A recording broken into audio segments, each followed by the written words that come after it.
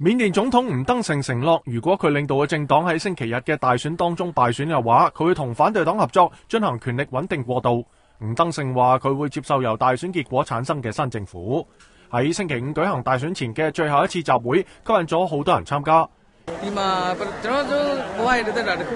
一名喺新加坡居住嘅緬甸工程師對記者話，今次選舉將會係佢呢一生人首次喺緬甸參加投票，所以佢決定返回緬甸投票。雖然昂山素基嘅名並冇喺選票當中，不過佢呢個星期曾經表示，如果佢領導嘅全國民主聯盟勝出嘅話，雖然緬甸憲法禁止佢出任總統，但係佢嘅地位將會凌駕總統職位。